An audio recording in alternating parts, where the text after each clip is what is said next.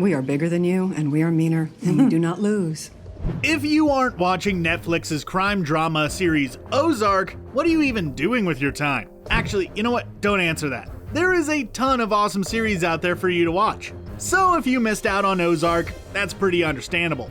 Though you should probably find some time to rectify this issue and watch this fantastic series. Though, if that is the case and you haven't watched it yet, then this video is not for you. As in this video, I am going to be diving pretty deep into the most recent season. Why am I doing this? Well, it's pretty simple. See, Season 3 answered a lot of different questions that fans of the series had from Seasons 1 and 2. But it also left us with a few questions that we are seriously hoping that a future Season 4 can answer for us. Who's gonna live? Who's gonna bite the big one? Who's gonna betray who? These are all serious questions that Season 3 has us asking, and we need to know the answers. So, of course, as you would expect, I'm gonna be talking about Season 3 with absolutely no restraint on spoilers. So if you haven't watched it yet, go do that. Then come back to this video. With all that being said, let's dive right into this. When our new casino becomes official. Right, yeah. Let's start things off with the moment that is probably the most fresh in your minds if you have watched the new season, the end. I'm specifically talking about the rather shocking events that happened there in Mexico. Shortly after arriving for Navarro's son's second baptism, Helen is very suddenly taken out by a cartel lackey, which leaves the birds rather shaken. Understandably. I mean, they were already worried that they were coming to Mexico to get executed by their boss in the first place. And there they were, currently standing with their partner, lying lifeless only a foot away. Navarro then steps up, embraces the pair, and states that this is a sort of new beginning for the three of them. Now this gives us our first major question that a fourth season is going to have to answer. What exactly is Navarro's plan here? What agenda does he have? At the beginning of the season, Wendy convinced him to invest in a new casino with the birds, in order to have a more legit business under his belt just in case things turned sour for him, and he needed a legal source of funds. That winds up being a major driving force throughout the entire season, but you've gotta kinda ask if that's going to continue to be the plan going forward.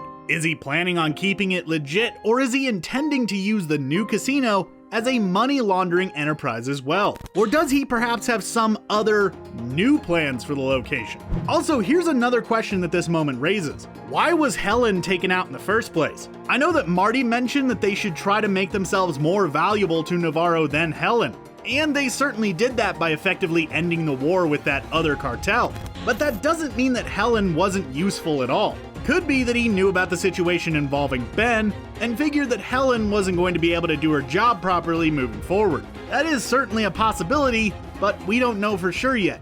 Another question that came up near the end is what sort of future Ruth has in store for her now that she has left the birds and joined up with Darlene and her poppies. Darlene's interaction with the Kansas City mob sort of made it seem like she wasn't afraid to go to war. So that sort of makes me wonder, are Darlene, Ruth, Wyatt, and the KC mob gonna wind up going to war with the birds and the cartel? Look, Darlene isn't exactly the birds' biggest fan, and with the cartel having effectively cut her out of their business, she may spend Season 4 growing her power base, waiting for the opportunity to strike at the people that she dislikes the most, all in an effort to knock out any competitors and to keep it local, as it were. And would Ruth even really be open to this idea? Sure, the birds kinda messed up and didn't have her back when she needed it the most, and the whole situation surrounding Ben certainly upset her, and for good reason. But this is a family that had taken her in, a family that she had grown close to in the last little while.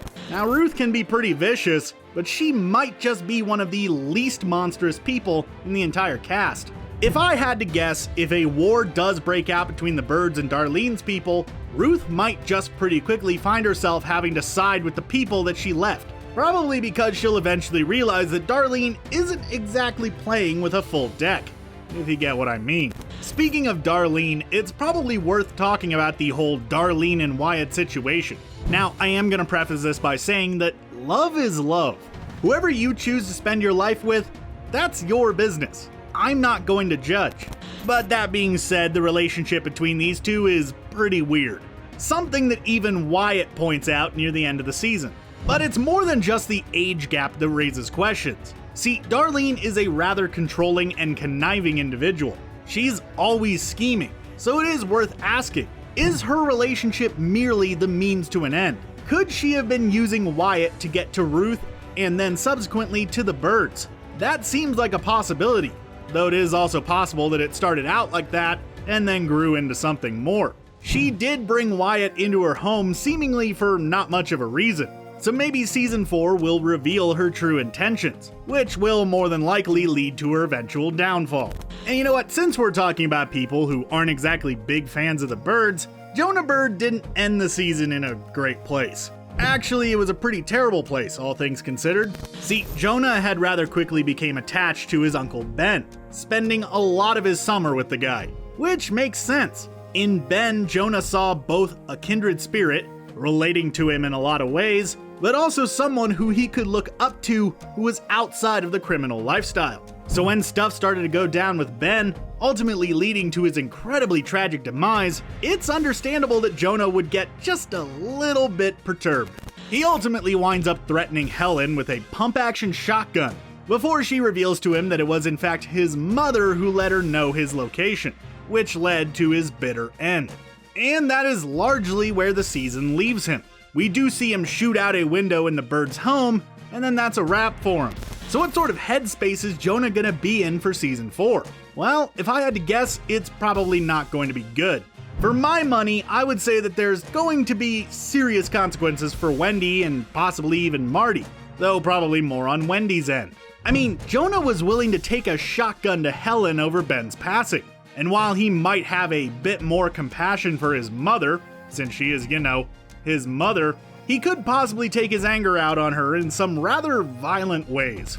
Or maybe things will go in a different direction. I talked a bit earlier on about the idea of Darlene and her crew possibly going to war with the Bird family. What if Jonah sees this as an opportunity to get back at his mother, and has a bit of a heel turn in season 4?